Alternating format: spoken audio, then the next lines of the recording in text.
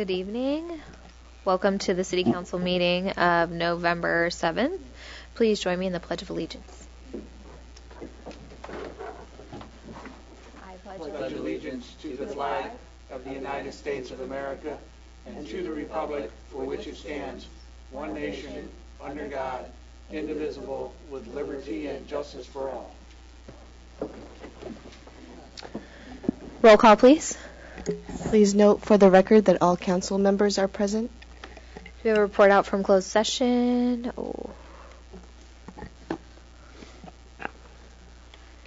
We had two items in closed session. One of them had to do with labor negotiations. Direction was provided. The other had to do with real property, and direction was provided.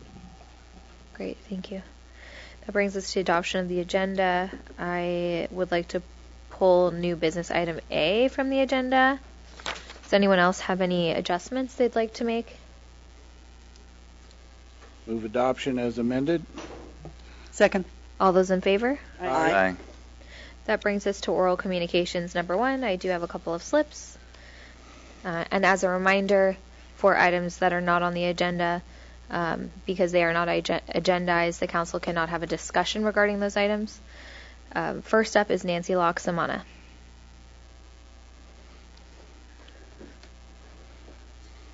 Good evening, council members, mayor. I just want to give a public thank you to the city of Brisbane. A few of us who take the Samtrans, we get off the Samtrans bus at Old County and Bayshore. It's been extremely dark. When it starts raining, it's kind of a flooded area. So we've been working with a group out of the Public Works Department, Karen Kinzer, Deputy Director Justin Nguyen, Assistant Engineer, and Greg Morris, Public Works Inspector, and we want to thank them. They've already started to put 2 lights there that really help with visibility, and we still are in discussions about additional things that would be helpful, not only from a safety perspective, but also, I think, to beautify the town. So really wanted to say thank you very much. From Penny O'Connor and Sunny Coy and I are both on the Samtrans group.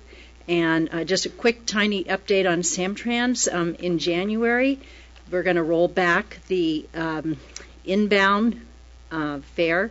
Will be the same as the outbound, which is long overdue. So that will be cheaper for people to get and use Samtrans, which I think is huge.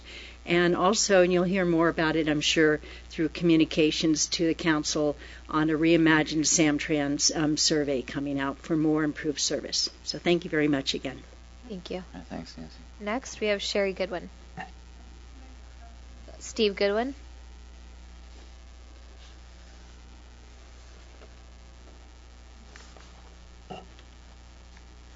Good evening, council members and mayor. I'm a longtime resident, almost 43 years in Brisbane. That means I'm at least 44 years old. But anyway, I live at 459 Kings Road, and we've had some discussions with Clay and Randy with regards to hillside problems we've had. There's a crumbling rock hill, and some of the trees have been taken down from it, but there's a continuation of rock that's continuing to fall down to the street. So far, the only measure that's been taken is that the 4 parking spaces that were there have been blacked out on the white lines, and new white lines have been put in place. And it looks like there's permanent 3 signs now installed for no parking, making it a tow-away zone. So what we wanted to find out tonight is whether or not there's going to be continued action to perhaps remediate the issue of the hill and also to recover basically the parking that's been taken away. Now, I've taken some pictures, and if you don't mind, can I give them to you? Yes, if you would give them to our city clerk, please. Okay, I got copies for each of you. Okay, she can distribute.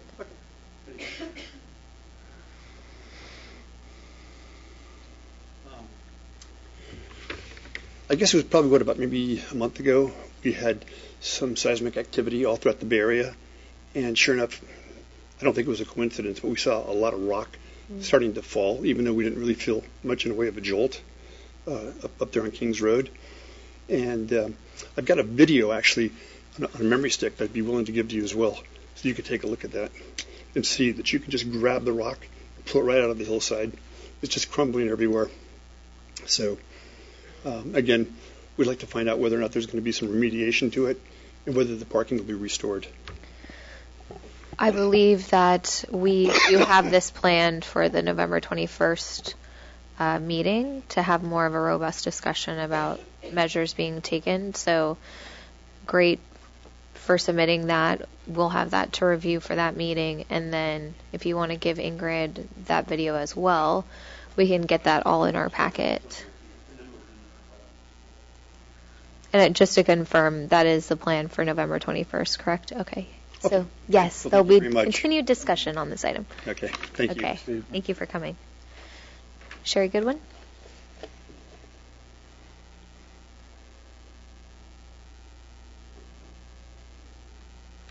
Thank you for letting us address this. I didn't know we were on the November 21st agenda, or I might have waited, but here I am. So basically, we are concerned. It's city property, and it is unstable. And when the city removed all the vegetation, it became more unstable. And we requested a retaining wall. And we were told the city will monitor the situation every 2 weeks, and that a solution may be a very long time in coming, and that we're in the capital funds. Is that right? Capital improvement funds. And I don't know what that means, but that I was led to believe that there would be no solution for a while. And so I was just very worried that the city might be waiting for it to fall down and then go to FEMA. That was my concern. I hope that is not the case, because it's right in front of my house, and I would hate to see it fall. I'm concerned about what happens when it rains. In the absence of a retaining wall, we would be very happy with mesh or shotcrete. We were told this wasn't possible, but I'm not convinced. And also we were told that the city is waiting that whoever develops the property up there would play some role. It is city property, A, and B, the city has put so many requirements on development up there that we've seen probably a dozen people, back out of developing that property because they'll have to widen the road. In 20 years, nobody's developed it. So that is not really a solution in sight. Let's see. So the city has talked with us about a K-rail. We think that would be very ugly, and it would not help us with parking, and it would devalue our property because first of all, it's not very attractive. Second of all, we've lost all parking that's walkable just about on our street. And it's also an eyesore. And so also there have been other areas that have had retaining walls built. And I feel that if we got a K-rail, that would be unequal treatment for a situation that other people have had a better outcome for. So unequal treatment for equal problems. I would hate to see that happen. So I hope you will consider a retaining wall or some mesh or some shotcrete. Thank you. Thank you. And we encourage you to come back we will. to the next meeting. Okay, great. Thank you. We'll see you then. That is all the slips I have for oral communications. Number 1, is there anyone in the audience that's wishing to speak on an item not on the agenda? Okay, we will now proceed to presentation. Item A, Volunteer of the Year and Youth Volunteer of the Year Award. And it is my pleasure to present the Volunteer of the Year and the Youth Volunteer of the Year with a mayoral proclamation. So I'll go ahead and read those out now, and then we can come up, we can have a little photo op, and then I'll move on to the next award. So this is a proclamation of the City Council of the City of Brisbane recognizing Nancy Loxamana for her volunteer service to the City of Brisbane. Whereas providing support to the Brisbane School District in the past and serving on the Lippman Site Council, and whereas Nancy Loxamana is known throughout the community for her contributions in many areas and devotion to personally improving the quality of life for others, and whereas she volunteered for the Star City San Bruno Mountain Half Marathon and volunteers annually for Bike to Work Day, up before dawn to greet riders with a smile and encouragement along their route, and whereas she extends her volunteer efforts regionally by supporting CASA of San Mateo County to advocate for children in the foster care system, Larkin Street Youth Services, Colma Veterans Village, and has served on the Samtrans Citizen Advisory Board. And whereas Nancy is a friendly neighbor embodying the spirit of this award, she always extends a helping hand and acts with purpose of community in mind while giving selflessly to others. And now, therefore, be it resolved that after many decades of dedicated volunteering, we take this opportunity to express our gratitude to Nancy Loxamana for her tireless spirit, selflessness, and dedication to serving others. Many congratulations to Nancy on being named the 2019 Volunteer of the Year.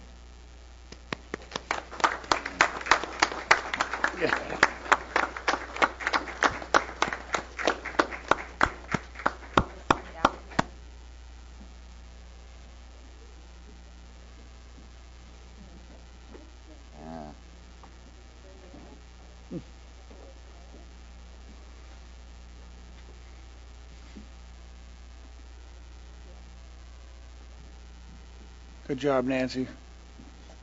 Yeah, great job, Nancy. This brings us to our first ever Youth Volunteer of the Year award. And I'll go ahead and read that proclamation as well. A proclamation of the City Council of the City of Brisbane recognizing Chiabella David for her volunteer service to the City of Brisbane. Whereas Chiabella is being acknowledged as the recipient of the inaugural Youth Volunteer of the Year award. And whereas she has strengthened our community through service, encouraging environmental preservation and social equity and responsibility. And whereas Chaya serves as an annual volunteer for the San Francisco Fire Department Toy Program and is an advocate of Books and Dolls for All, whose mission is to have every child see someone in power they can relate to because it shows them who they are, where they came from, and what they're capable of becoming. And whereas she serves as a youth member of Friends of the Brisbane Library, having raised $1,500 for the new library and supporting other events including the citywide yard sale and annual ice cream social. And whereas Chiabella is part of Emerge, has volunteered at the San Francisco Zoo, climbed 54 flights of stairs at the Bank of America building to raise money for first responders coping with PTSD, and whereas she has received numerous awards for academic excellence and achievements in addition to ongoing service at Littman Middle School through the Buddy Program, Teens Tackle Tobacco, Ecology Club, and more. And whereas Chiabella assists community members and neighbors and also serves as a steward of the city. Now, therefore, be it resolved that we take this opportunity to express our gratitude to Chiabella for demonstrating a strong commitment to helping others, making a difference in our community, and for serving as an example to her peers. Many congratulations to Chiabella David on being named the 2019 Youth Volunteer of the Year.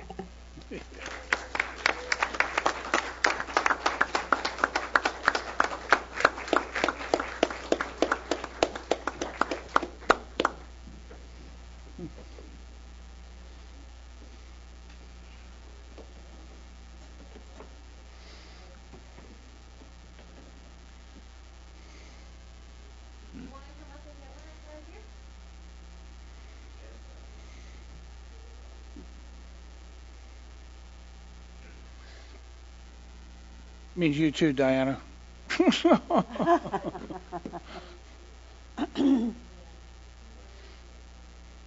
on, Auntie. Hang on. Auntie wants a picture, too. You get a picture of the family here. There you go. There you go. There you go.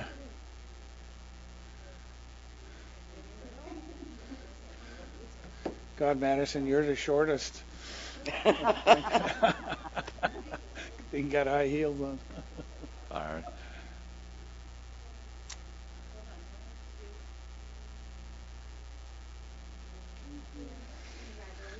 Congratulations, Shia.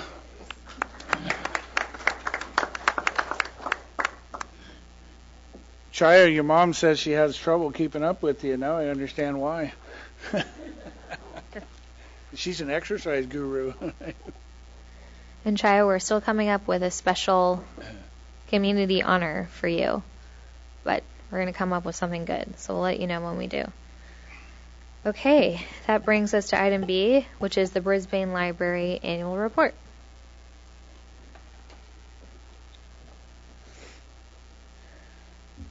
Hi.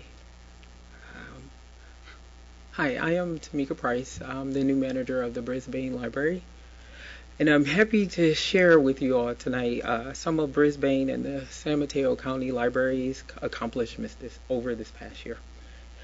You may already be aware that our library welcomes everyone to come in to explore, create, and learn. The staff at Brisbane Library worked this past year to fulfill our mission of providing an inclusive sense of place and environment for learning. This included our staff engaging over 6,000 youth and adults. I'm sorry. I'm supposed to do this. So this included our staff engaging over 6,000 youth and adults through active learning programs. This included assisting retired library users with searching for jobs, working with teens to develop TED Talk skills for presenting, and providing opportunities to learn and use new technologies. In January of this year, we went fine-free for everyone to make, this was fine-free for everyone, to make our library more accessible to all. What this means is users are not fined for returning library materials late. So this past year, Brisbane Library welcomed over 48,000 visitors, had over 6,000 community members attend library programs, and checked out over 59,000 materials. Based on the American Library Association calculator online, the library users saved over $690,000 by checking out library materials instead of purchasing. With that, we receive and appreciate the continued support of the Friends of the Library, the City of Brisbane, and the county's interns. This concludes my presentation. Thank you all. Great. Are there any questions? No, thank you. I bet you're excited about the new library opening, huh? Yes. Believe me. Yeah, we are too. Yeah. It's going to be good. How long you been in Brisbane? Since May. So late May, I arrived to the library, and it's been wonderful so far. The community has been very welcoming. Karen has introduced herself. And then, of course, the Friends of the Brisbane Library, they have hosted meetings at our library, and they're very supportive, and so we appreciate it. Nice. Where were you before? Do you really want to know? Yeah. I was in San Jose Public Library. Oh, okay. And so, but I'm happy to be here. Yeah, well, welcome. We're happy to have you. Thank you. Thanks, Tamika. Welcome. Thank you. Thank you.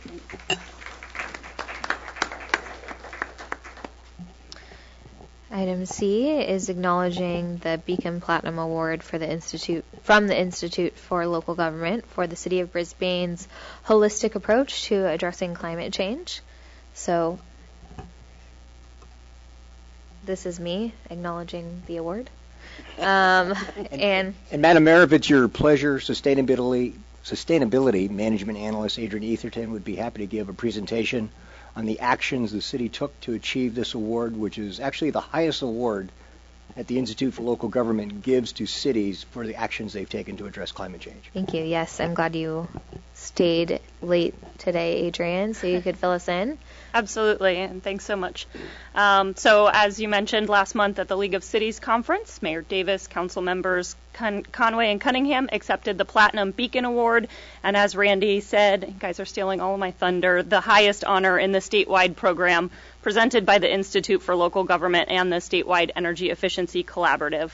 At that meeting, our presentation, we also received Spotlight Beacon Awards for 20% community greenhouse gas reductions and 21% agency energy savings.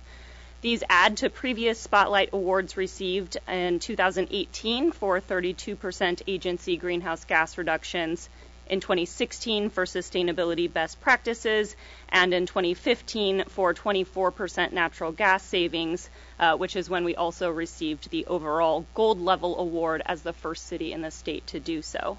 So these awards are the result of years of dedication and bold action on the part of the city, taking on projects such as forming the Peninsula Clean Energy JPA and opting up to Eco 100, completely greenhouse gas renewable energy for all of our municipal electricity, installing rooftop solar on City Hall, which is offsetting nearly all of the facility's electricity demand, undertaking facility audits and retrofitting projects such as lighting here in this building, habitat protection and vegetation management in the Brisbane Acres, numerous community efforts led by the Open Space and Ecology Committee and many others, such as our volunteer habitat restoration and cleanup days. So, the list goes on and on. I'm sure you're all very familiar with the numerous sustainability and environmental programs that we have here in town. About a year ago, the Intergovernmental Panel on Climate Change stated that we must dramatically reduce GHG emissions by 2030 through rapid, far-reaching, and unprecedented measures, and I think the city of Brisbane is doing a phenomenal job and showing great leadership in doing so. So I just want to thank the City Council and all of the members of the community for setting a strong environmental vision and continuing to support strong and innovative policies and programs. Thank you. Thank you. Any comments from council? No. Okay. That brings us to the consent calendar. Do I have a motion to approve consent? I want to remove item G, please. Item G. Okay. Do I have a motion for A through F? So moved. All those in favor? Aye. Aye. Okay. Item G. Thank you. Just a quick question, Randy. How many kilowatts is that generator? You just stumped me, sir. I'm sorry. I didn't put that in the report. 125? No. The old one was 20. I don't remember what we upgraded the new one to. I'm sorry. Well, send me an email. I will send you an email, yes, sir. Okay, all right. With that, approve item G.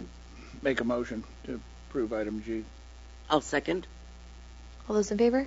Aye. Okay. Now we are on to new business.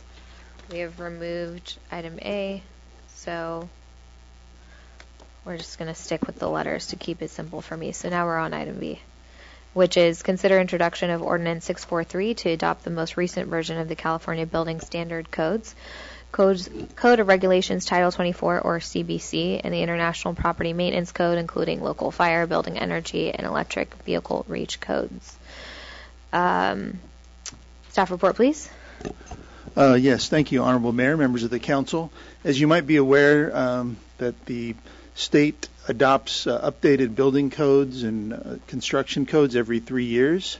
So we're up on the upcoming cycle that will take effect January of this year. And in doing so, these are basically all the codes that affect construction, building, fire, mechanical, electrical, plumbing, historic buildings, property maintenance, energy, et cetera. They're all listed on page 2 of your staff report. In addition, the city has the opportunity to adopt local modifications to the state codes, which are known as REACH codes. And we've historically adopted REACH codes in several ways, but I'll get into that. But there are certain requirements to do that, or obligations, that the local modifications are equivalent to or more stringent than the state standards, that there are local geologic, climatic, or topographic conditions that warrant such a revision, and if it involves an energy code revision, you demonstrate that the local amendments are cost-effective and save more energy than the state requirements. Historically, we have adopted REACH codes in several different categories: fire prevention, water conservation and landscaping, recycling of construction debris, green building, and energy conservation and generation. For the 2019 cycle, the upcoming cycle, fire prevention, there'll be no substantive changes, no changes in the water conservation requirements or the recycling construction debris, no change in green building. There are some changes related to energy generation because part of what we adopted as a REACH code has now been adopted in the forthcoming state code. So in a sense, our REACH provisions will be superseded when it comes to single-family residences. And now we look forward to the REACH codes we're proposing as part of this ordinance.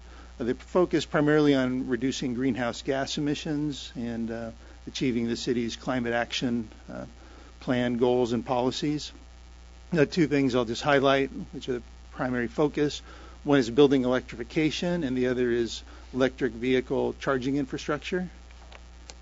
So in terms of building electrification, and this was based on a Menlo Park ordinance, what was recently adopted, the proposal is for all new residential buildings 3 stories or less, that they be all electric with the exception of cooking appliances and gas fireplaces. So those would be the only gas infrastructure that would be allowed in new residential buildings 3 stories or less. For new to high-rise residential and all non-residential, they're required to be all electric, except life science buildings, which may use natural gas for space heating. And again, we had a REACH code already for solar energy generation, and that will remain in place. So the other issue relates to electric vehicle charging infrastructure. And in the ordinance, there are several different categories, you'd call them.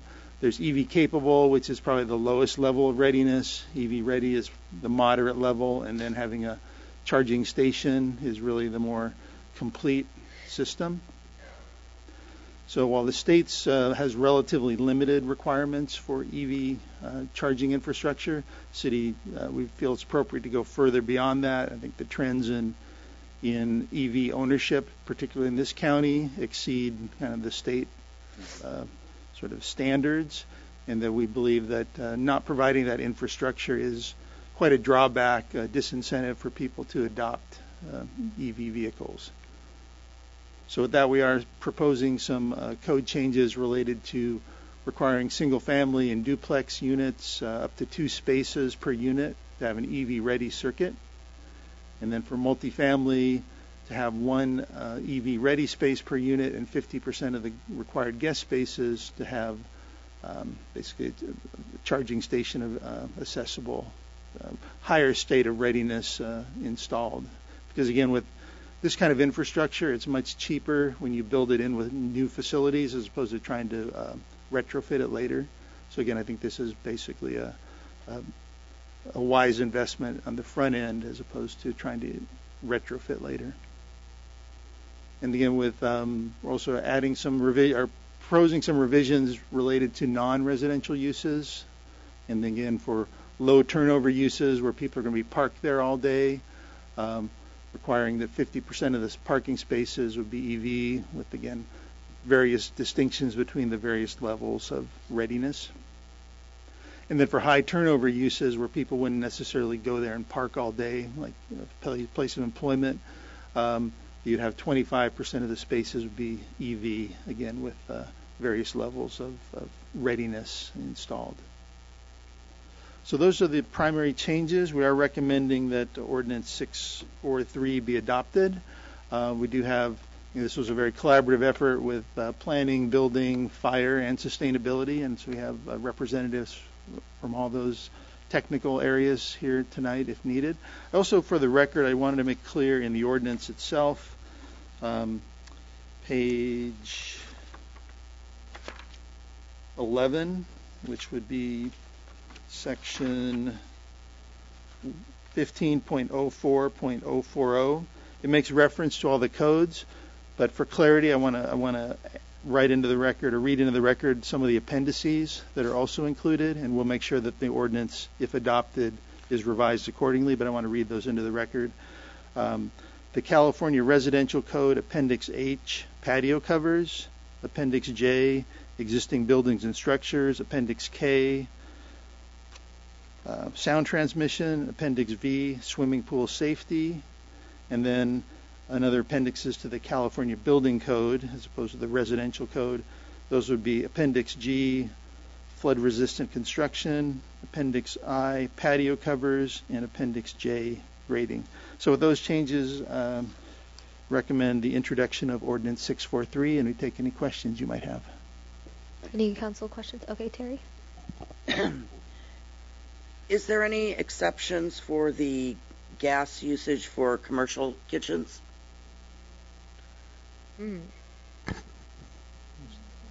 There's not, but maybe. How are other cities dealing with restaurant usage of not having gas stoves and ovens? I think that'd be very difficult to have. Generally, electrical equipment can suffice. We do have a hardship exemption in there where if a business owner can demonstrate that it is not cost effective to go all electric, that we would provide that exemption.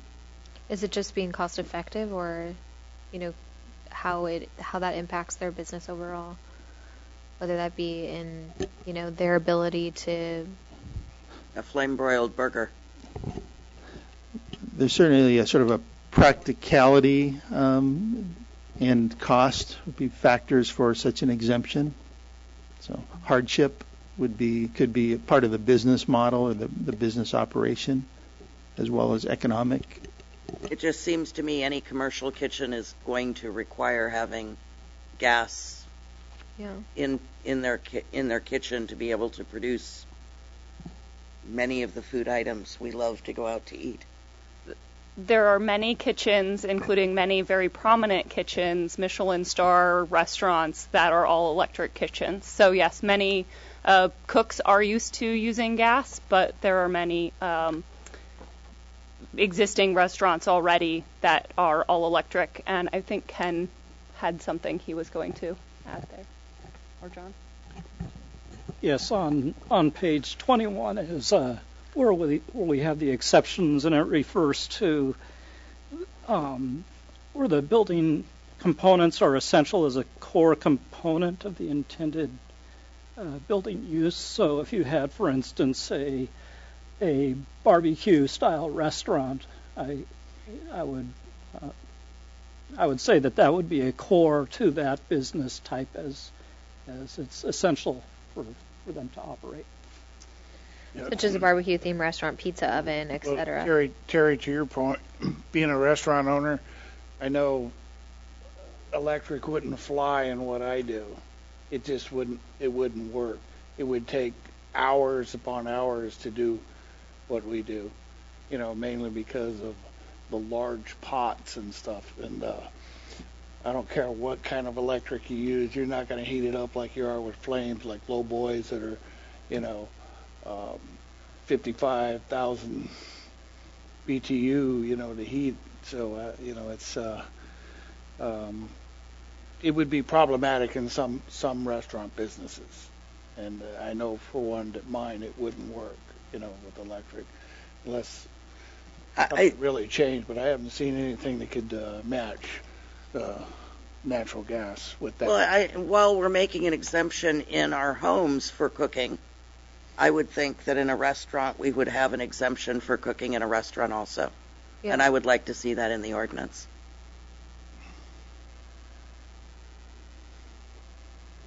Any other council comments? Yeah, I do, Madam Mayor. So I just wanted to get just your take on the infrastructure bringing gas to a site as opposed to bringing electricity. The costs have gone up considerably for bringing in gas, correct?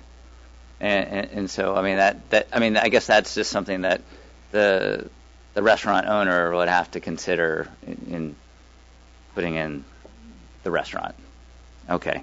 So John, you talked about the cycle being 3 years, right? And so I'm under the understanding that housing will have to be zero net emissions, ZNE, by 2020. So how does that play into some of the housing that we have coming up in the near future?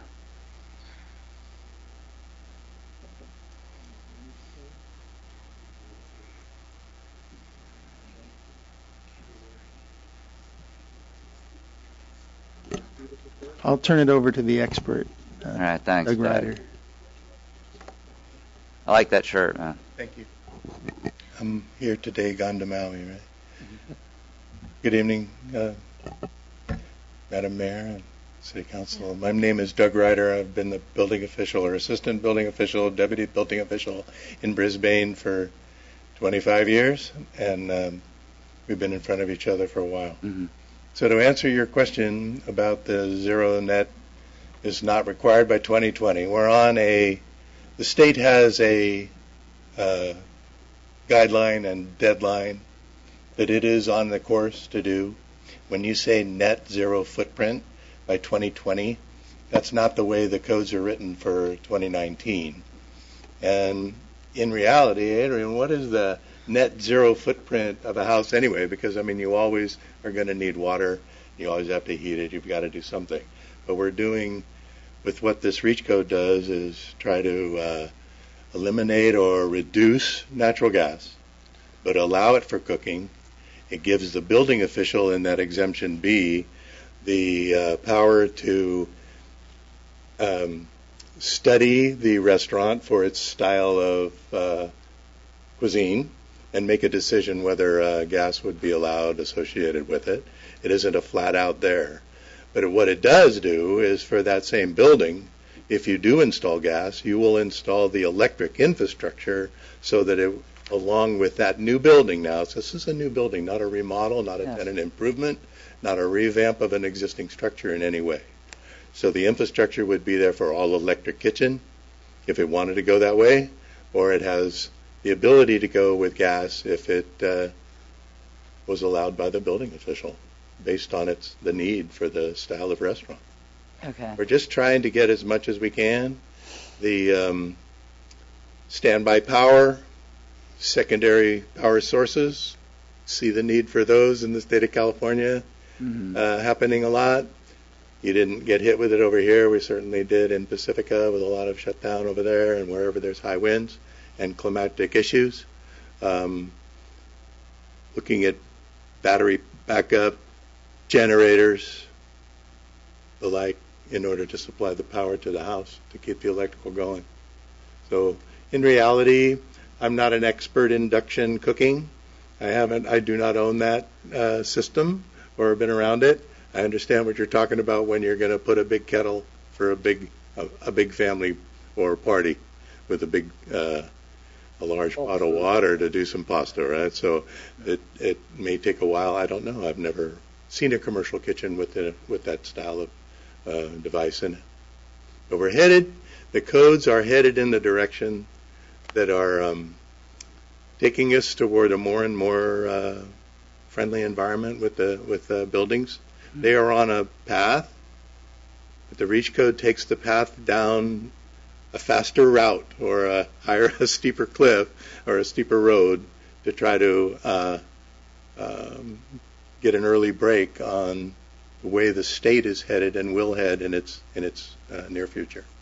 All right. So then those Title 24 requirements that they had put out in the past for ZNE for housing it in 2020 and then for commercial in 2030. So that's different. They've kind of gone. Maybe it's unrealistic. Hit that level. I don't know that you are hitting that level in 2020. These codes don't go into effect until January 1. Yeah. And the way they were written by the state did not call for all electric kitchen. Did not call for the items that are included with the REACH code. The way this REACH code is written. All right. So that's why this is added in there to try to move it forward a little bit in that direction. Got it. There's no restriction on natural gas in the state of California. All right. What we're trying to do is be ahead of the game and eliminate it overall and reduce the greenhouse gas. And then the next cycle will come out in 2022. Yeah, every 3 years they squeeze it a little tighter. So the residential energy code is trying to squeeze about 9% more out of residential construction because it's gotten to the point where the walls are such thickness, the resistance to heat, the insulation factor, the windows, all the elements associated with residential construction. We've hit you, and we've hit you pretty hard. You've got a lot of insulation that's going in there, and the windows are better. There was a 30% increase in commercial requirements, including their envelope and their windows and stuff this way. You've run out of element for right now with energy in single-family dwellings. But commercial product still has what was baseline 3 years ago, meaning the standard, dimmers, motion sensors on your lights, LED lights. LED lights are now standard. You get no credit for installing LEDs. You have to install them. So you've got to go with a low voltage lighting control systems. You got a modeling system that has to be done on all new construction. So there's a lot happening, and 3 years from now, that'll be baseline, and then it'll go higher, and it keeps going higher until they achieve their goal. Exciting, yeah, and I'm glad that you're pretty stoked about it. I don't know if I'll be around, but I hope you are. No, it's good explanation. Yeah. Thank you. Anything else? No, I just have a question for staff. Follow up. Oh, you have a follow up to that? Well, I want to follow up on this item about the gas. But I have a question about gas. So it's clear that life science buildings are exempted. I know that cannabis manufacturing to make concentrates does require gas. And so that is an industry that we know of needs to use gas to make their products. So I think that industry should be exempted as well. That's just my comment. I guess it wasn't really a question. It's just a comment. I have a question. So, okay. My question is a little different. If we go back to residential uses, could you please explain for my education what a level 2 EV ready circuit is? Because I don't know. It is essentially a dryer outlet or 240 volt outlet. So you've got the receptacle there installed. You could easily just plug and play a charger. Many vehicles come with cords that basically you could plug straight into that outlet and charge your vehicle from. Okay, thank you. Yes.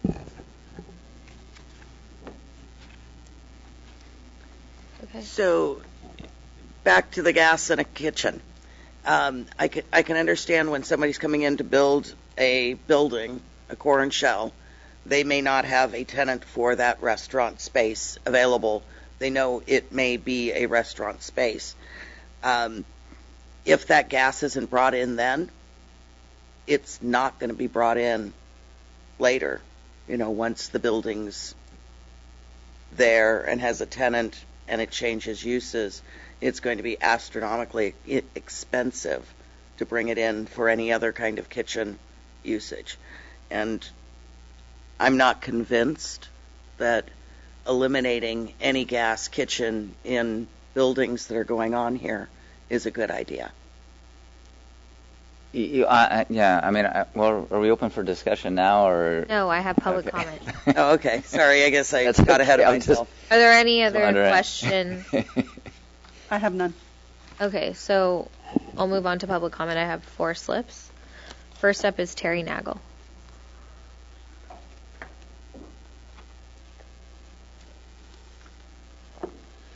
Former Mayor of Burlingame. Good evening, Madam Mayor and council members. It's a pleasure to see you all tonight.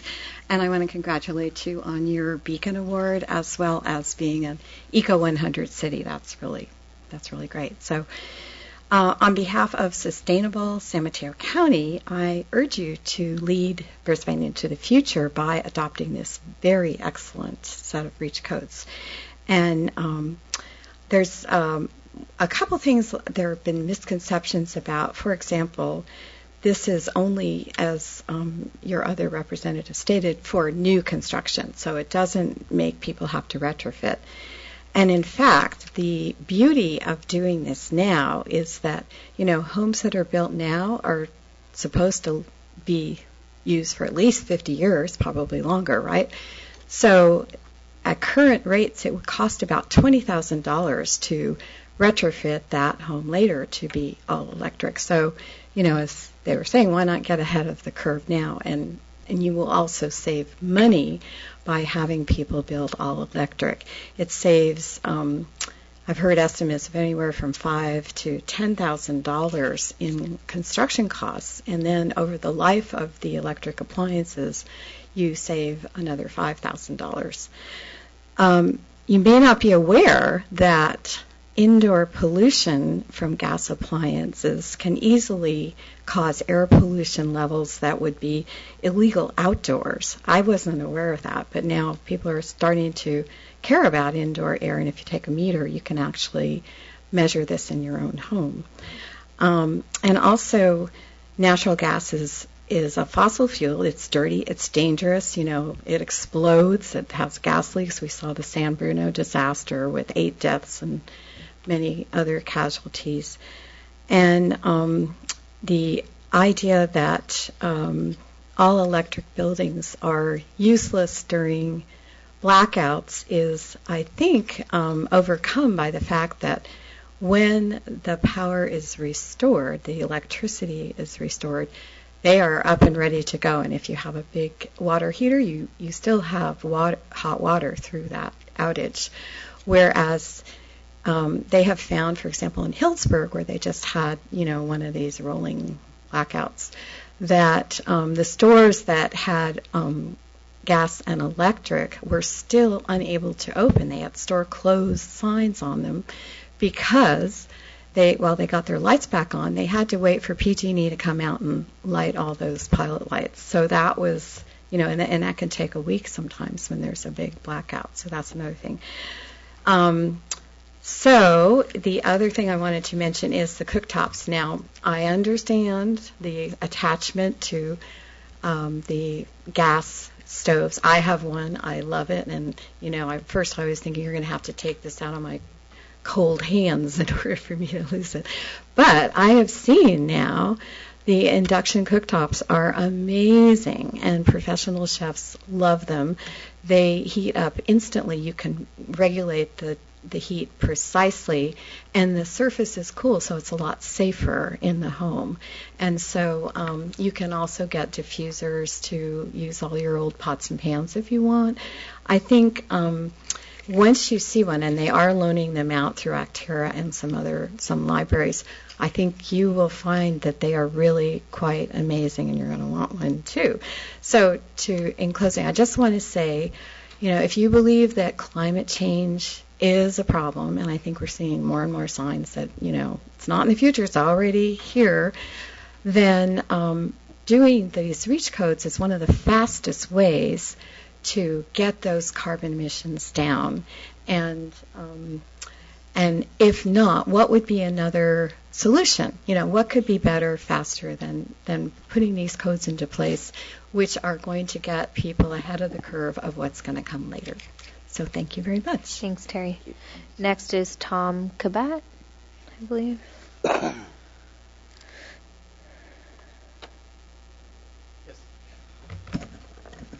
Good evening, Madam Mayor and Council. I'm Tom Cabot. I'm a longtime utility resource planner for City of Palo Alto, 30-year employee there and retired. And now I'm a environmental quality commissioner for City of Menlo Park, where I live. I have a lot of fun getting to look at the climate problem and try to help our staff make progress. I want to congratulate you on the wonderful Beacon Award, and your staff has really been setting a great example for us. And then I was very proud of our Menlo Park staff in developing this novel Menlo Park approach, they're calling it, to simplifying the REACH code and making it easier for building staff to implement. So I'm glad you guys are able to take advantage of that. Some of the questions I heard you talking about could be addressed in this building guide that we've put together about all the commercial scale restaurant equipment, up to 37 kilowatts of electric capacity. So there is high powered electric cooking equipment available. So there are ways to help cooks have safer kitchens and less air pollution and more comfortable staffs and higher productivity and faster production and happier customers. So that can all happen with the electric equipment. And then they don't need as much throughput of air. They don't have as many combustion products they need to vent to keep the restaurant clean. There's a lot going on there that electric equipment can really help with. So in the Menlo Park approach, since we were such an early mover last summer in developing the the code and really trimming off the gas use for things instead of just setting up a differential that we saw next door in Palo Alto. Almost no one built the electric option. Everyone built the gas mixed fuel option. So the staff came up with the idea to trim that off, but we were a little hesitant and had to make some political compromises, and that's why you see the exceptions for the 2 romance items in the home. People love their fireplaces, and they think they love their cooktop, but they haven't recognized what it's doing to their health. I think as they become more conscious of that, there will be a lot of switching over. They will kind of regret having run that gas pipe. There's also great now electric fireplaces, which are essentially our caveman entertainment devices. They produce a nice little chaotic mist, flame, and LED effect that keeps us entertained. That's all a fireplace is really for. So they set that caveman tone that we all need for some reason, and get that job done. So I would encourage you, to the extent you're able, to try to leapfrog what we did in Menlo Park, to include things we didn't feel like we could do at that very early stage. We're seeing more cities go beyond us now. There are areas like remodels and additions that you could include, and there are things like requiring or eliminating the use of gas for kitchens and for fireplaces. So I hope you're able to take a look at that opportunity and kind of show us up again. Thank you. Thanks. Excuse me, where did you, that brochure, is that on your website or something? Yes, we can send that up to the city. So Menlo Park, I volunteer with Menlo Park. You might hear a little bit from them. Guys? Oh, so. Can you just show that to Ingrid so we can get a look at it? Thank you. Yeah, so we've developed these guides that are very helpful for multifamily buildings and commercial buildings. We're right now working on the same guides for single-family homes. Thanks. Next, or are you finished? Thank you. Okay. Thank you. Next is Diane. Is it Bailey? I can't really make out the last name.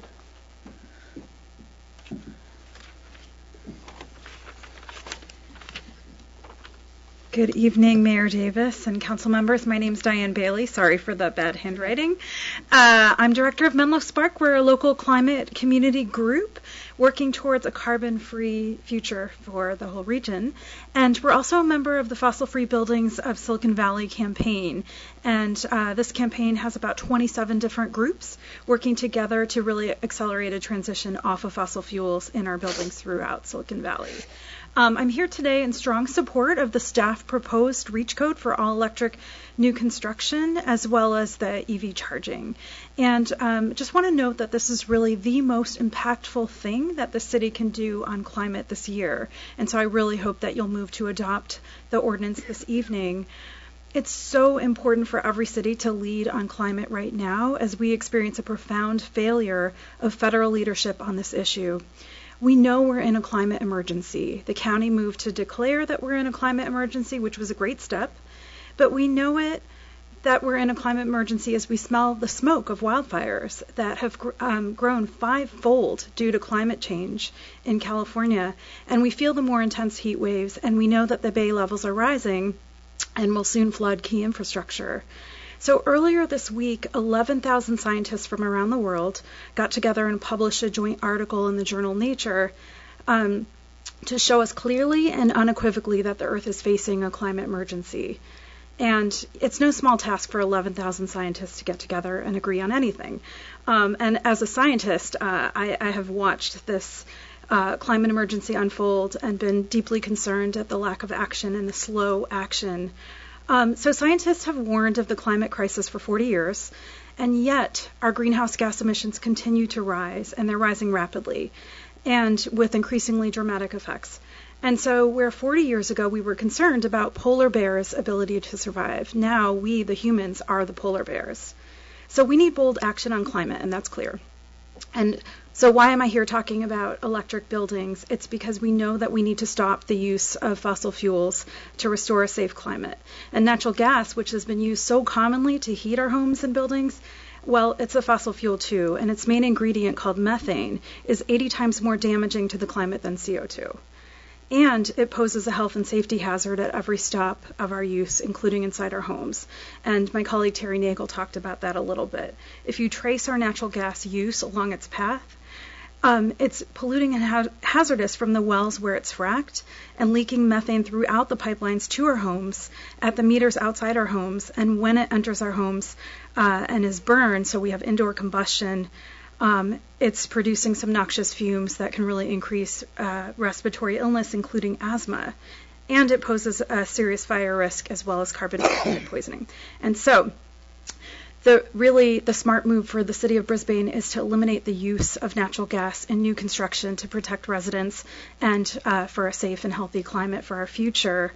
If I have another minute of time, I wanted to just address some of the concerns about commercial cooking and note that we have several of these guidebooks that talk about all electric construction and design and give some of the products, the commercial kitchen products, and detail many, I would say hundreds of commercial kitchens that have gone electric successfully. And we can submit these guides to the clerk and information on where to download them. But I also want to note that a very easy alternative for new construction in avoiding connections to the gas pipelines where the state is looking to wind down the gas distribution network.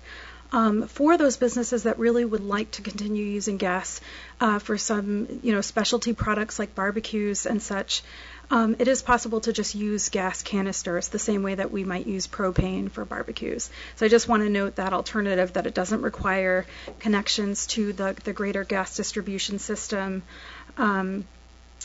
And I thank you for your time, and I really strongly urge you to move forward with the staff proposal this evening. This is what climate leadership looks like. I thank you for having the courage to bring up this item.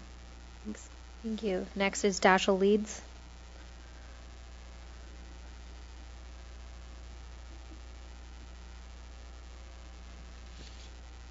Hello, Mayor and City Council. My name is Dashiell Leeds. I'm a conservation assistant with the Sierra Club Loma Prieta chapter. Thank you for considering this really strong reach code tonight.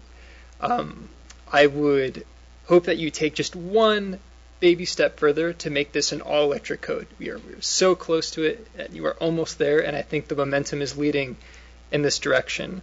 On October 29th, San Jose passed an ordinance prohibiting natural gas in new low-rise residential construction, and they also amended their city policy to prohibit natural gas in new municipal buildings.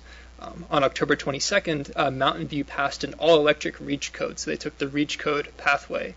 And I think what they did was really interesting, which they said that all new buildings must be all-electric, but for commercial kitchens, they had a waiver system where if a kitchen had a specific practice that required gas use, that they could come before council, and if there was literally no alternative for them available that was electric, then they could use gas. You said that was the city of Mountain View? Yes. And they did that in the first reading of their ordinance on October 22nd. And then just yesterday, the city of Morgan Hill passed an ordinance prohibiting natural gas in new buildings. So this is where the future is heading. I suggest we get out ahead of this now, and I think it's really critical that we do.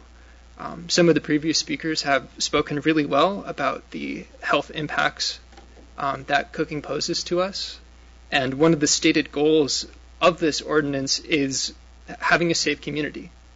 And I think that, even if we are using gas for just a couple uses in a building, having that gas line running to the building is a huge liability, and it's a huge tragedy. We're in a climate crisis, and the Pierre-Simon Laplace Climate Modeling Center in Paris released the two newest climate models in the most recent IPCC report that's underway. And these models found that the pathway that we had thought would get us to under 2 degrees Celsius no longer gets us there. So our global plans for staying under this tipping point are coming up short, and we're running out of time. And these gas lines, once they're in, they're difficult to get out, and they're polluting the entire way. So we are really sort of stranding ourselves with these fugitive emissions coming all along the gas line that are constantly leaking methane into the atmosphere. And we know the technology's here, induction cooking. Once people try it, they love it. People just don't know about it. And I think the same is true with developers, where developers have this sort of inertia where they build what they know and what they're used to. In the staff report, you say that you anticipate that most builders will opt for all-electric buildings because of the mostly all-electric requirements, but I'm worried that that's not the case. I'm worried that developers might not have the education they need to build all-electric, and that they might just stick with what they know. And every gas line that's built, it really is a tragedy and something we can avoid today. And I think this is, what can we do in a crisis situation? That the first step we do is to not make the problem worse. Let's stop doing the stuff that got us here. And we absolutely should not be putting more frac to methane gas pipelines into the ground. Thank you. Thanks. My final slip is Bruce Carney.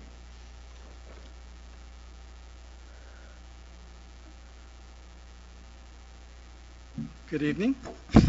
Not as tall as Dash. Good evening, Mayor, Mayor Pro Tem, council members. Congratulations on your re-election. As I was driving up from Mountain View, I was listening to the Raiders game. The Raiders were down by 4 late in the game. They came back. They scored a touchdown. They didn't make the extra point. They were up by 2. Phillip Rivers was driving. The crowd was on its feet. And the home team won. Yay, Raiders. Raiders and Niners doing well. I hope we can bring that same spirit to our home planet, that even though we're a little bit behind right now on our goals to reduce our greenhouse gases, it is possible to still win the game. I was at a talk in Palo Alto just before driving here, and the speaker talked about 6 major strategies that will be necessary for the state of California to meet its ambitious 2030 goals, so just 10 years from now. And one of those goals is the electrification of building heating and water heating. We're going to have to go beyond electrifying the new buildings. We're going to have to electrify existing buildings as well. But as I suspect some of the previous speakers have already said, by building a market for electric heat pumps and electric heat pump water heaters in new construction, we'll make it less expensive, we'll help the trades learn how to do that kind of new installation, and we'll make it more accessible and less expensive to residents of existing homes. As a Mountain View resident, we too face giant development challenges like Brisbane, and each city must figure out how it will handle those challenges. Mountain View has a huge daytime population that far exceeds its nighttime population, as does Brisbane. I think you may have a special understanding of the importance of environmental issues with your Open Space and Ecology Committee and your Mission Blue butterfly preservation.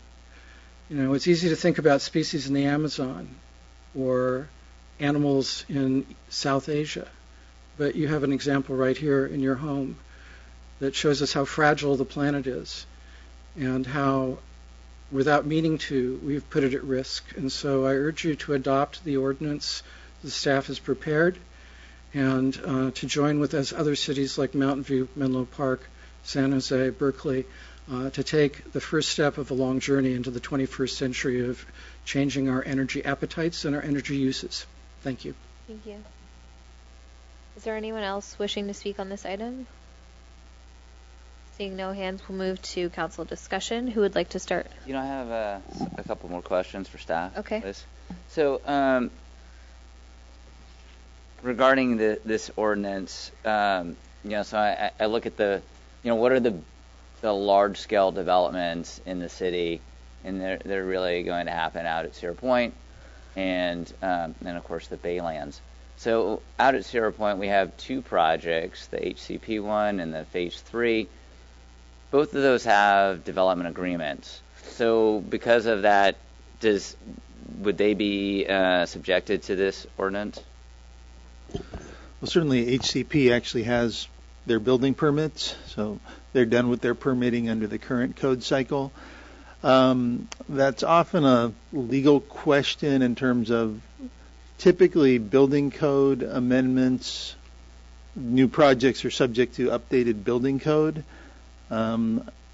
If somebody wanted to make the argument that was a material cost that wasn't really built into the development agreement or exceeded the cost, I haven't seen that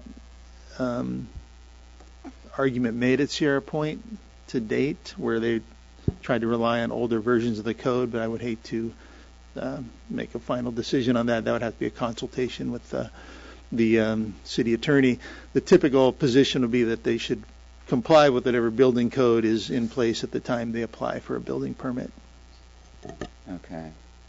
So you feel comfortable with that, Tom, that Phase 3, even though there is a development agreement, these changes in the building codes, they would be responsible for performing whatever codes are current by the time they pull the permit? The general practice is there's legally responsible and what the practice is. The general practice is in commercial real estate, they will honor them as long as they're not prohibitively expensive to honor the changes. If they find that they're prohibitively expensive or they have some other special concern, they're going to raise it with the city and say, we can't meet this, this wasn't part of our agreement. And the question of enforcing that new provision against them or those new provisions against them versus their original agreement depends on the facts. And we don't have those now. But generally, commercial development does try to modernize with the code. Okay. I just would point out again, as was made clear in the presentation, there is an exemption for life science, though. So, because again, some of those equipment can't necessarily be electric powered yet. So there's an exemption in the code as written for life science. Okay. And that exemption for life science, that's I mean, I guess that's based on current conditions, and who knows where we'll be, say, 5-7 years from now. Maybe the technology will be as such that life science can accommodate all electric. And again, an exemption doesn't preclude somebody from doing all electric, right? That's nothing that says they have to install gas. That's right. There's no. This ordinance has nothing to do with saying you have to install gas. Okay, and then I'm just curious when you all were collaborating. I mean, I know you're thinking of the city as a whole, but were you really thinking about where the major future development of Brisbane is going to be, which is the Baylands? Well, I think again, there's opportunities. This code, one, is not going to be built under this code cycle, right? Nothing in the Baylands is going to happen. No one's going to get a building permit out there before 2022. So, they did what is that next code? I think you already heard, anybody who was at some of those meetings, a developer, some of their own presentations were making reference to all electric project, for example, and that's certainly something that through the specific plan, the development agreement, there is the option for the city to go beyond what the code is. The code would be the floor for the Baylands, is how I would look at it. Yeah, exactly. And then so the resident of Menlo Park, he talked about their ordinance and of course, whenever you're one of the first ones out the gate, you can only go so far. But he did talk about, he wished they would have included remodels and additions. Is that something that you had discussed? We had not. I'm not aware of some of the financial sort of studies that might be required to do that. I mean, it's very different if you have a remodel or a retrofit when you already have gas infrastructure. Yeah, I mean, you have the choice, right? Yeah, I mean, it's interesting, for us, we recently bought a gas stove about a year ago, and we did look at the electric ones, and just based upon those old, kind of, I guess prejudice, right? That, the gas is the king. You have to, you want that power. But looking back on it now, I mean, I kind of wish we would have done the convection oven, but it is what it is, right? The ordinance from Mountain View going all electric and prohibiting natural gas. Did you look at their ordinance at all as a reference? At the time we were developing this, it was not out yet. we did consider actually Berkeley has a outright prohibition as well, and so there was some discussion as to that. Okay, there would still be if in the Berkeley one or in the Mountain View one, and I'm assuming there's some exemptions, such as life science, or did they just say no? They just prohibit it as a safety issue. Okay. All right, thank you. Okay, council discussion. Do you want to start? I had one question. The other cities that have gone completely no gas, they have made no exemptions for life science?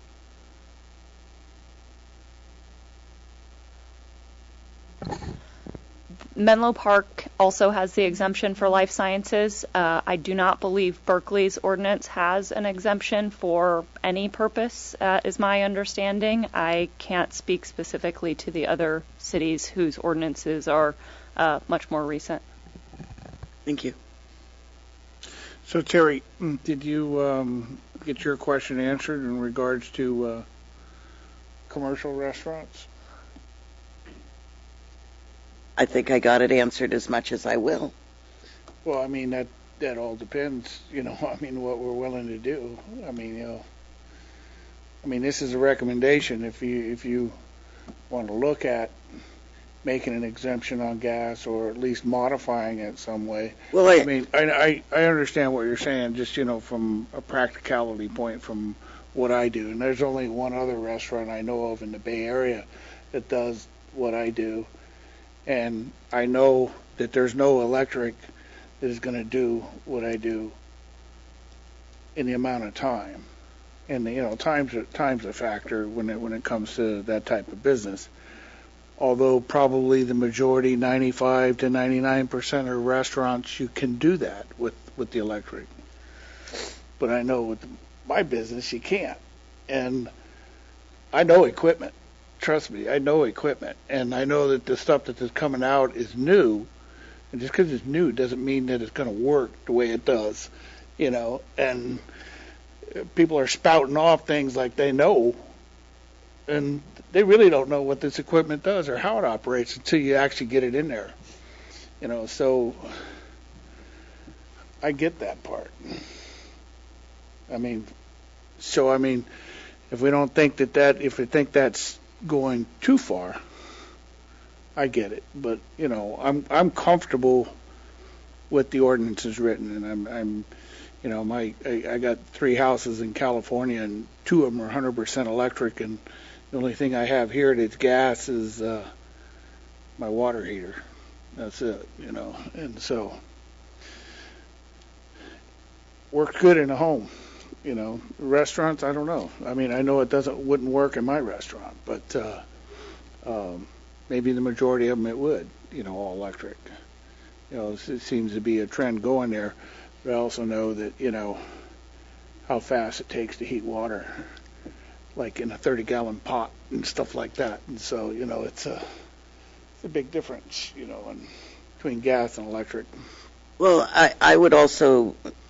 Mayor Davis brought up that the marijuana industry also requires use of gas for some of their...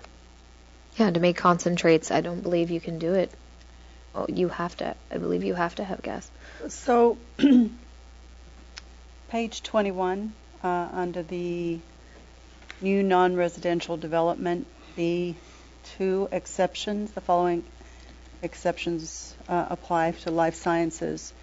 And then B and C, I think, as it is written, would cover the exceptions for, say, your restaurant. Clark, just using it as an example because we're talking about it. Yeah. Well, I'm just curious. Because what an example would be, say, a restaurant owner says, how would they prove to you that they needed gas versus electric, I guess, because it's really kind of subjective. If you're not in that industry, you say, well, this will work.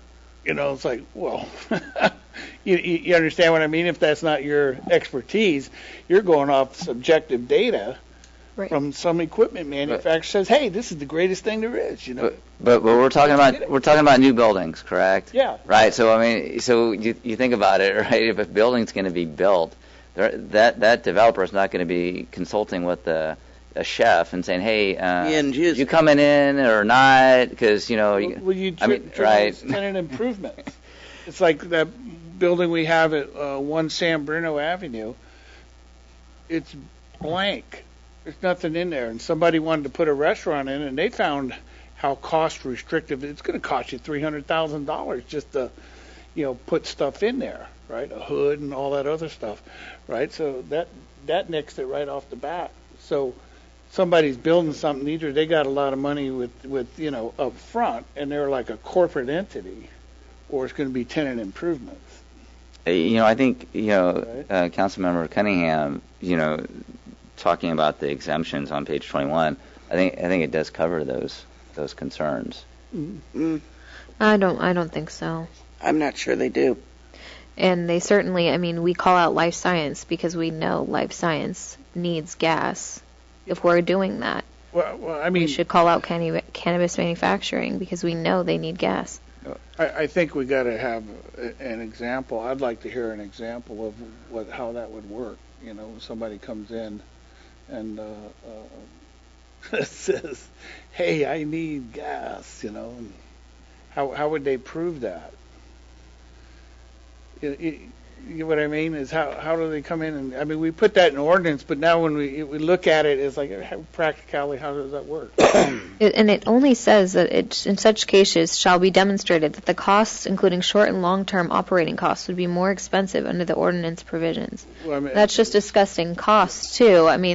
That's not really getting at the ability to do the job at all. It's really, I think a hardship in. I was asking staff. Yeah, core practices. No, I'm just adding on to. There are a couple things that tease apart. One is there's a whole exemption about that it's essential as a core component of the building and the use of the building. So if someone's extracting in cannabis and they need certain kind of equipment, and if I can't use this equipment that's gas powered, then I have no business. Well, that's clearly core to the function of the business. So that's very clearly covered by an opportunity for the exemption. That's how I would interpret this. But that would be buildings that are being built for that particular industry.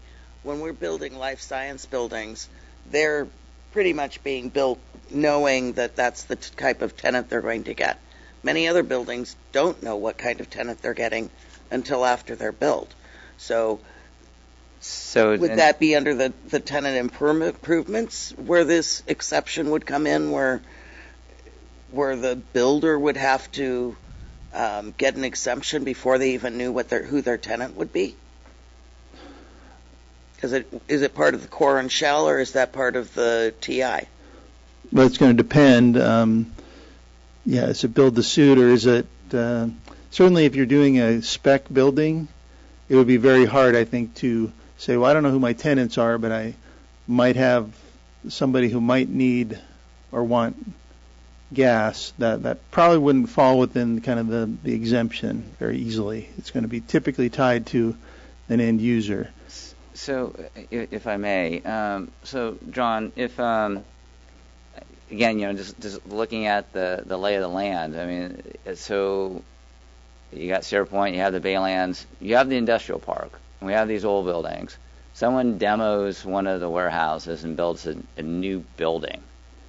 Now, they would be subjected to the ordinance, correct? That's correct. But that site would already have gas going to it.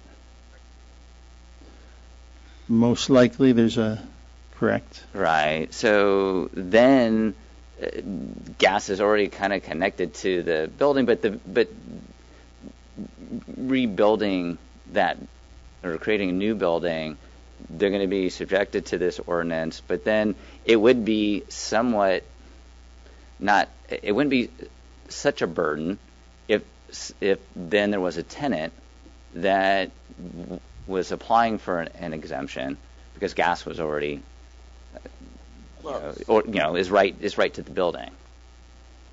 I'm just trying to think. I know we're talking about this stuff, but I'm just wondering, what are the examples out there? Where would this situation, present itself where it would be just, such a burden to someone in the cannabis Think about what's industry. going to happen. Like, there was discussions that we had about the quarry, right? And there was discussion of like somebody wanting to come in and build office buildings there. And so that's from scratch. You would have to run the gas over there. So that is an example of, an area in which that may not exist currently, and it's hard to know until the the quarry is like the Baylands in regards to no infrastructure. Right there. There's nothing there, and permits aren't going to be pulled until after the next cycle. So, which we would then come back to. I think really what the issue is do we want to be a leader, right, in trying to deal with climate change? And, is trying to provide a gas option for, a particular type of restaurant, does that mean that we're going to allow then, a gas pipe to go to these new buildings just so that we can offer that? I hope that we don't go there. I think, I would like to see Mountain View's all-electric ordinance, just as a reference before we, of course, make a final decision.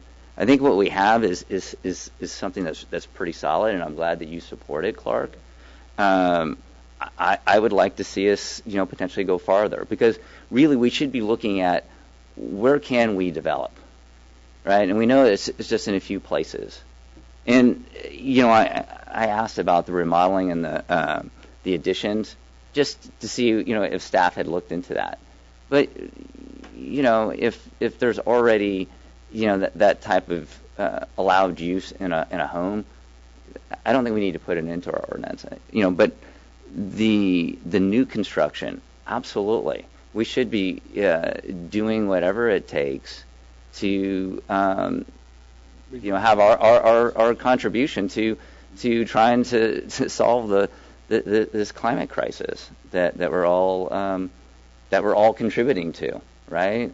And we all have gas and we all drive cars but we're decision makers, right? We're policy makers, and so we're in a different position, and we should be trying to do the right thing, not only for our community but for all communities, especially when it comes to this. Well, my concerns about the cannabis industry are unchanging. I think we could have a cannabis company. Why don't we have the quarry? The cannabis folks, provide some information to staff, just so we're not making an assumption here. Life science is in here because we have a lot of substantial data that we can use. But getting that information from cannabis and then having that discussion once we have the data, I think is really, really helpful. So let me ask, Madam Mayor, if I may ask staff a question. Is this time sensitive? I think the code's going to affect January 1st, right? January 1st. Yeah, if you don't act. January 3rd. Is this something Cliff is asking for? But without the REACH codes. Mountain View's ordinance. Correct. And then if you delay it and you were to act on it, all it does is delay the effective date of a REACH code. So the state code would be in effect until such time, between January 1st to whatever the effective date of the ordinance would be. So we could table it to get this data, to look at it, and then make a decision. I mean, it may not change anything, but it may change something. So I don't know. Yeah, can we fit that on the 21st agenda? Sure. I just, for everyone's sake, I want you to be clear as to what you're asking for. What's your schedule? Yeah. No, what you are asking for. Yeah. So, I'm interested in that, understanding a little bit more about the Mountain View ordinance, how they went all electric and prohibited natural gas, and then understanding what their exemptions were. I have no problem with the life science, and if the cannabis industry can provide, some data, including them, I don't have a problem with that either. I think we should reach out to Cleva and ask them what an extraction process looks like, and if that can be done, if that could be electrified, or if that requires gas, which I am very sure it does, but I could be wrong. Yeah, I mean, I think part of the challenge for cannabis is that, unlike life science, it comes in and builds buildings. Yeah. I don't know that cannabis industry builds buildings yet. Right. Yeah, I mean, to me, it's just. But I think that we're looking using to the future, though, because life science is the industry we- now, but I think cannabis is the industry that's coming, and I think that it is important for us to be proactive. And if we know an industry requires gas, then I don't think that it's any harm in calling that out specifically. Let's put it this way, let's see if there's information to get. Right. You might not be able to get that information because we don't know, because it's a new industry. So, Well, and especially since we have embraced the cannabis industry in Brisbane, we need to know their requirements. And we have allowed manufacturing, which, we could be seeing that. I mean, we're unsure right now of how that industry is going to be operating, especially within the confines of Brisbane. But I think it's important for us to be thinking about that now, since we're thinking about life. So just for purposes of moving this along, the Mountain View ordinance and then the information about cannabis industry needs. Yep. Anything else? No, I like the way the rest of it's written. I just want to make sure we're protecting the industries that we've invited to come to Brisbane. And, as much as I love my gas stove, and y'all know I like to cook, we've got to go down this road. So. Okay. So we'll look at this on the 21st. Yes. Okay. So we'll move on to item C. Consider. if I could, though, I would like to say thank you for staff, because I know there's a lot of hard work that went into this, and quite an extensive document, and a lot of great data also, so, and to everybody who spoke and in support of the ordinance. So. Yeah, all those groups that worked on it, thank you very much. Great. Okay, we'll move on to item C. Consider approval of license agreement with Brisbane Lunch Truck. Do we have a staff report?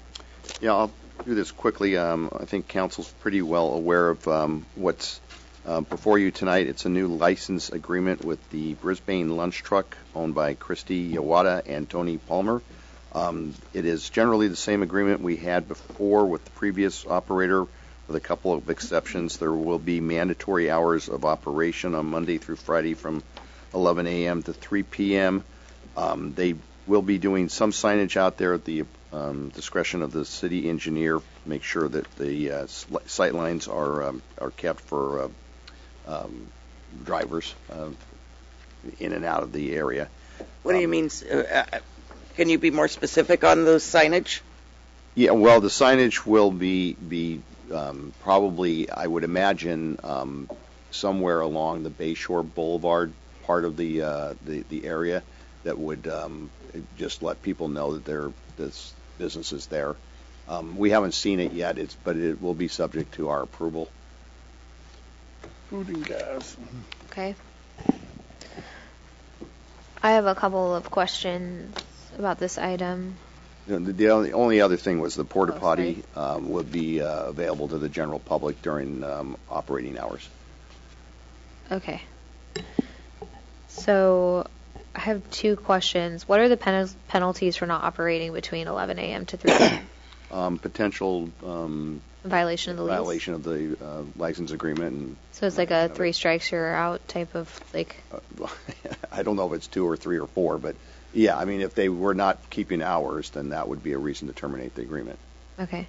And then I remember in our discussions we expressed displeasure about the amount of parking spaces that were being taken up, and a discussion about, reducing the amount of spaces that were being used, and they had said that they could accommodate us by at least removing 1 space. What is the status on that? Yeah, they will be reducing the footprint. They're going to be using the area in the back for a shed, so that will help them a little bit. So it is a smaller footprint. I don't know exactly. I think it's a couple spaces. So for the using of the porta potty, that's only during business hours, correct? Yeah, for security purposes. Yeah, because I don't want to see a van there like overnight using the porta potty. No, just I 11 think to what 3? we've seen is actually some of the drivers from Samtrans. Great. Yeah. So, and there may be other people. So we'll have it will help. It's not won't completely solve that problem, but it will assist at least by having it open during those hours. Okay. Any other questions? Yep. I do. Sorry that I missed this discussion when it was before the council before. You said that they're going to have a shed on the property? In the back of the site. So in the back of where the trailer is right now, behind that on city property, but off of the parking lot. Okay, and that's something that they haven't had before, a shed there. Well, there wasn't a shed, but there was an extra unit there that the Saba had. Okay, I don't think I went behind it to look at that, but one of the things that I saw when it was under the previous leaseholder was that they parked several other vehicles there. Right. So basically, we were parking storage place for them, and I wanted to make sure that that wasn't going to be the case, that extra vehicles were parked there. And then what are the components for making this actually movable, or is it ever planning to be moved? Well, I think the lease has language in there that if the lease is terminated by either party, they have to remove the truck from the site. The trailer. Trailer, I'm sorry. Yeah. But the trailer doesn't have any requirements to be able to move while it's during the lease period. Correct.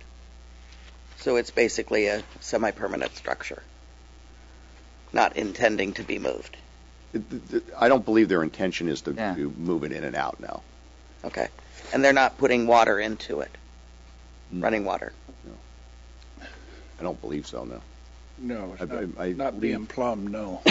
Okay. And we don't have anything to do with the requirements for a commissary kitchen or any of those issues that go along with a food No, they do license? have to get a permit from the health department from the county to operate, but that would be their permitting process.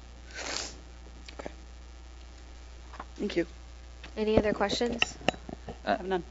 Yeah, so Clay, in regards to the porta potty, so they would be required to make sure that it was clean. Mm-hmm. Yeah, they're requiring it clean. They did raise a concern because at first we talked to them about having it generally available to the public, even in hours in which they weren't necessarily operating, but they raised concerns over safety, which I agreed with them that without having somebody there with eyes on it, that could be a problem. But they also raised the issue that if the use was so great that they had to do extra cleanings, I don't think that will be the case, but they did have a concern about that. Yeah, and then on the hours of operation, at that they had talked about doing a breakfast and stuff. Yeah, this doesn't restrict them from doing other hours, but it's a minimum. Oh, okay. So what you're establishing is a minimum. Got it. Yeah, just something so that we know that it is a continuous operation on a daily basis. Yeah, it's not just going to get closed Brisbane up. lunch truck. Got it. So we know that lunch is always going to be. Yeah, I mean they may want to do extra hours. They may want to do some weekend hours, and that's all fine. But this is a minimum. Okay, and then the exception to the hours of operation. It means like they would close down for the holidays, not like have extra hours for the holidays. No, I mean the idea is it would be closed on holidays. Yeah. Got it. Okay, now that makes sense. And then of course, if they wanted to take a vacation, they could submit a letter to the just like an employee. Well, I mean, it's requesting time off, right? Yeah, I mean there may be times. I mean, it's a mom and pop shop. There may be times where they say that we're going to be gone for 2 weeks. I don't think that's an issue. Got it. I think we would need to require a notice because we never got that in the past. Yeah, and actually there's been a couple things so far that they've given me notice by email, and that's a great way to do it. And so I think we're off on the right foot in terms of how we're going to kind of communicate on this. Okay, good. Yeah, They're yeah. keeping the seating and stuff. No tent.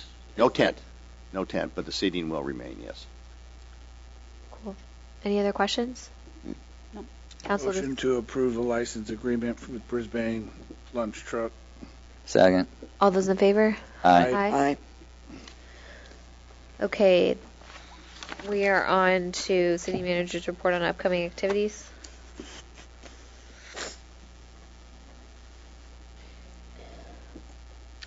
Okay, tomorrow morning, 8 a.m., we're having the Veterans Flag Raising over at the community park. Everyone is invited. There'll be a star decorating workshop held at Mission Blue.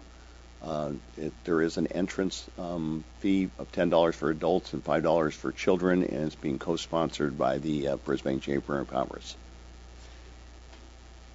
And the first annual 21 and over City of Brisbane Cornhole Tournament. That's what this thing is called? Cornhole, yeah. These are very Cornhole. popular at college football games. Oh my God, wait, I am never so knew that. excited Boy, about this. must I have did not know this under was a happening. rock. So this is happening on Friday evening, November 22nd at the community park Generated in from Brisbane. 7 to 9. Who is this a city event or? Yes, the City Parks and Recreation. This is Bringing back an old favorite. Wait, Okay. I'm in love with this. craft beer, music, and trophy prizes. That's on Friday. Friday. And Friday evening. benefiting. What time? Who's it benefiting? 7 to Us. It's Us. benefiting us. Oh. That's what I was saying. I didn't know we were, okay. It's a community. Well, it's a to cover the community beer event. and Yeah.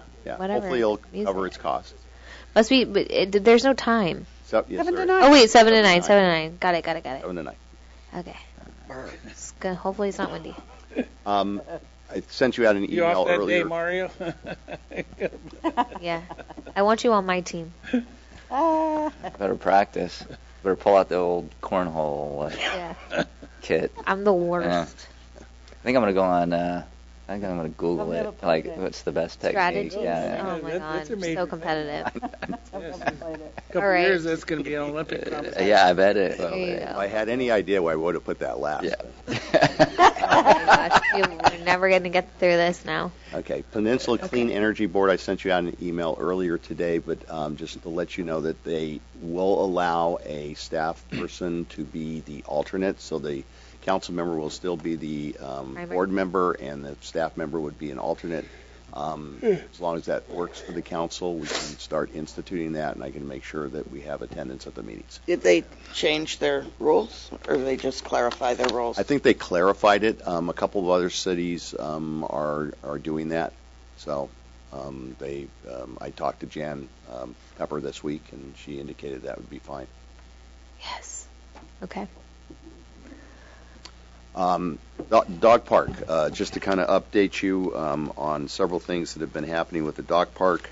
We've purchased several benches that have been placed at the park for seating and additional signage, and leash racks were installed. Debris and dead plants have been removed. In late September, we had a stakeholders meeting with members of the community. From that, new tables and chairs have been installed. A new message board has been purchased and will be installed. A new dog water fountain has been ordered and will be delivered and installed. And we have a small agility ramp that has been ordered and awaiting delivery. We're receiving bids on replacement of the shade structure, and we hope to have that in the next couple of months. And as we move into the winter months, we will be closing the park at times for a portion of it. For the inclement weather days, so that we don't exacerbate problems there. And the whole issue on the dog park surfacing will be back before the Parks and Recreation Commission in January, and hopefully then they will be able to make a recommendation that we'll bring back to the council sometime after that. The community pool. Got several maintenance efforts that are going on there. We've had our existing custodial company did a deep cleaning a few weeks ago. which included the locker rooms, showers, floors, facility windows, and buffing of the lobby and office areas. We are currently looking at potentially changing our janitorial service out there because we found it not as up to snuff to what we want. And so we're going to be looking at a couple different companies and hope to make a decision on that within the next couple of weeks. We've also added some additional staff to, not added staff, but given staff assignments to audit the facility so that we have more than one pair of eyes on the different maintenance issues, hoping that we can do a better job of overseeing that. We have a contractor to tackle the rust and removal on specific items in the locker rooms. We'll be restaining the locker room benches, which will occur during the winter maintenance closure, which will happen in early of 2020. And we are collecting bids right now on shower resurfacing and replacement project and a countertop replacement project for the pool as well as the community center in Mission Blue. We anticipate those projects being done in the first part of 2020, but that will require about a 1 to 2 week closure of the facility. So I just wanted to give you an update on that. I know there's been several members of the community have voiced interest and concerns over both of those facilities. That it? I think I'm done. Okay. So, countywide assignments, subcommittee reports. You want to start? I don't even remember. So, the beautification ad hoc subcommittee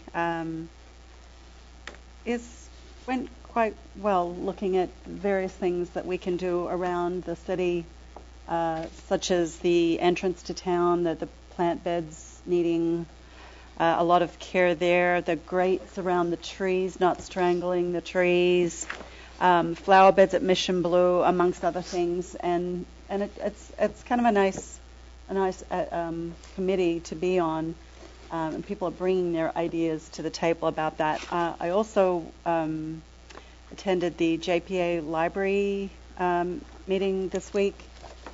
Lots of really good stuff coming down the pike relative to what's going on at libraries. And one of the things that I suggested to the board was that I didn't feel that there was enough outreach going out into the San Mateo County Library people about what is really available at all I of these agree. libraries.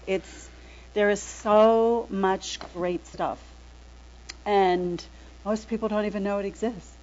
Yeah. So that got put on to an agenda to look at more marketing and outreach to San Mateo County in general. And I was also asked to join the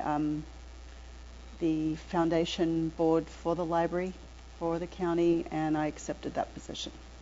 Great. Good job. Yeah. Congratulations. Do you want me to go while you're looking?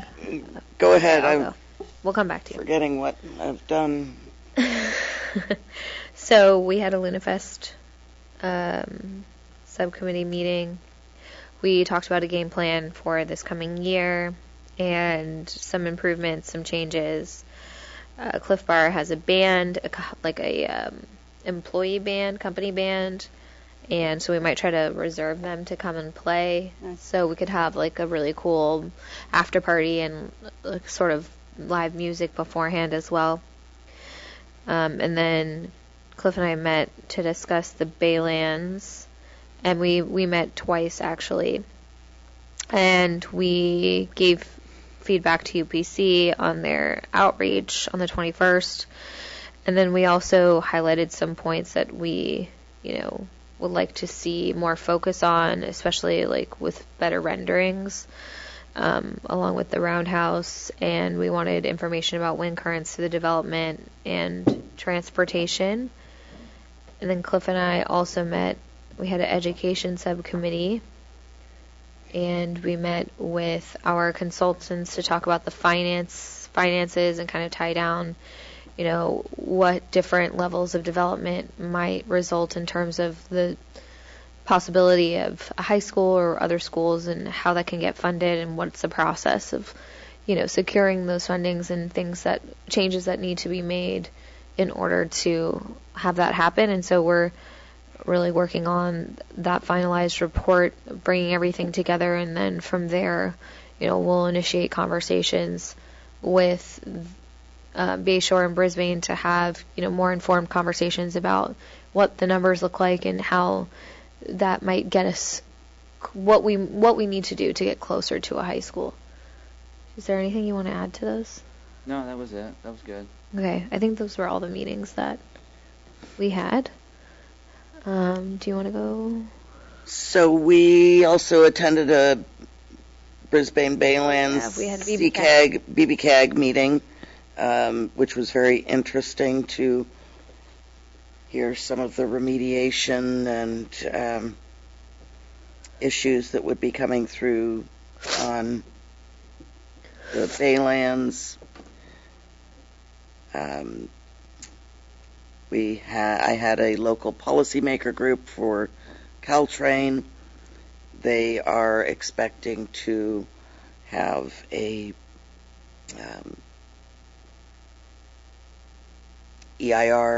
draft EIR come out in, I want to say, March. I'll have to look at my dates.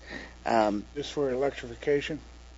No, this is for, it's their Caltrain business plan for their growth scenarios. Oh, okay. And then High Speed Rail is having their draft EIR that's been put off until next spring, I believe, with a 45-day comment period. But of course. Hey, Terry, I'm curious. Go In that the Caltrain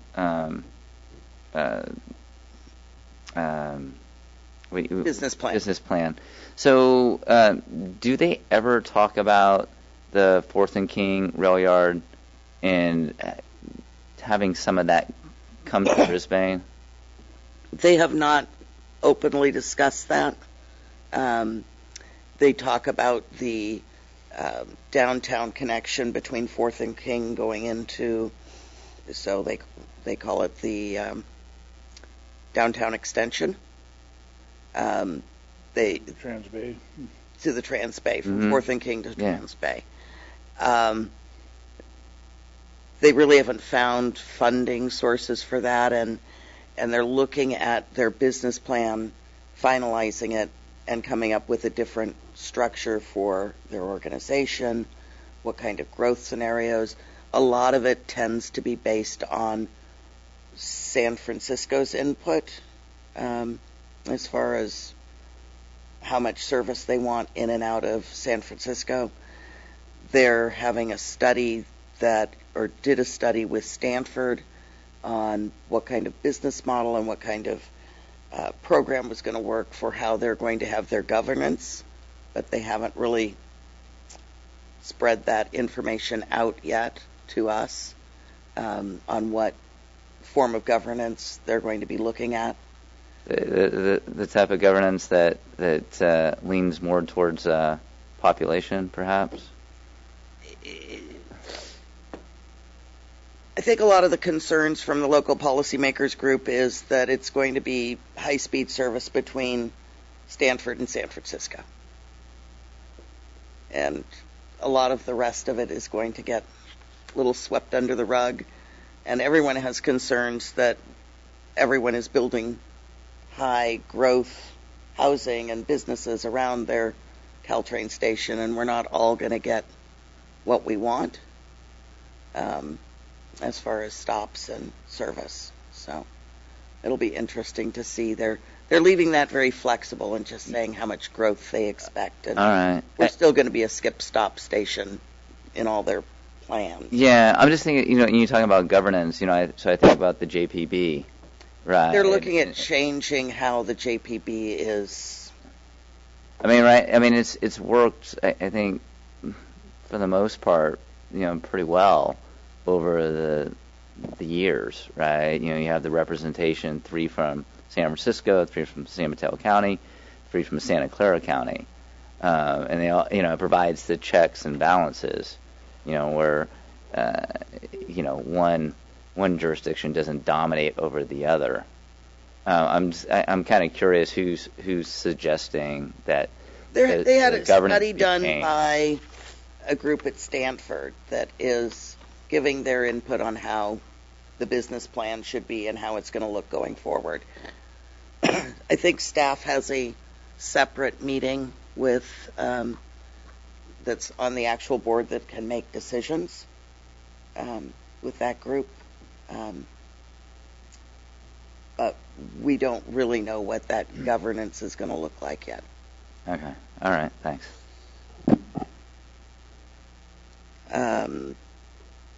Roundtable. Did you have roundtable this month or no? No. Oh, nice. No, not yet. I think that's all I had. Except the State of the City dress last night. Oh, yes. I addressed the city last night. At State of the City. Okay. If you want to catch it, it is online, and it's a great speech. Not going to lie. I'm just kidding. It's just mediocre. It's just mediocre. It's all right. Anything you have? No? Okay, great. Well, let's wrap this up. So we have to schedule committee and commission applicant interviews in 2020. So the suggested week is January 27th week. You want us to pull out our devices? I January 20, what? Oh, well, that week, the week of January 27th, I will be out of town until the 28th. So I am available the 29th or the 30th. I'm available both of those days. I appear available both those days. Do we need 2 days or 1 day? I think just 1 day, but a full 2 hours. That's it? Depending if you want to reappoint them without interviewing. Okay. It's about 14 seats. Especially January 28th. January 28th, I'm not going to be in. So have we published the vacancies? Yes, so we've done a soft recruitment of the postings of the vacancies, and then it'll be disseminated in the December Star. Yeah, I think I think it helps to have a date, from us. Right. So do you want the 29th or the 30th? 29th. I'm open both days. 30th, yeah. 30th is better for you? 30th. Okay, let's do the 30th. Okay. So what time? Your plan's 6:30? Yeah. 6:30 on the 30th. What are we doing? No. Okay. Did we have to commission anything else? I don't think so. So the next thing we have is our next council meeting is November 21st. Interviews, right? We have written communications. 6:30. 6:30. I'm just going to start reading off the written communications. Asha Sethi from DTSC on October 7th, Brisbane Baylands. CAG meeting location. David Boisvert on October 8th, commuter benefits. Ben Granholm from Western Propane Gas on October 15th regarding reach codes. Sherry Goodwin on October 15th. Crumbling Hillside. Robert S. Kenny, PG&E. October 31st, support for all-electric new construction. Linda Seekins. November 1st, protection for solar panels. Lippman Middle School Ecology Club. November 4th, letter to the council. Zoe Wong Van Haren. November 5th, all-electric reach codes. Diane Bailey, November 5th. Support for reach codes. Campaign for fossil-free buildings in Silicon Valley. November 7th, support for reach codes. And that brings us to oral communications number 2. We have nobody, so I'm going to move to adjournment. Do I have a...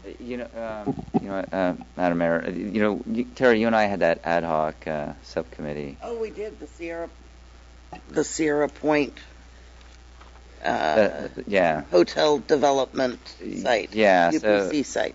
Yeah, so UPC is proposing not only developing the hotel portion of, or the hotel use on their site, but they would also would like to entertain perhaps having a portion of the site for life science.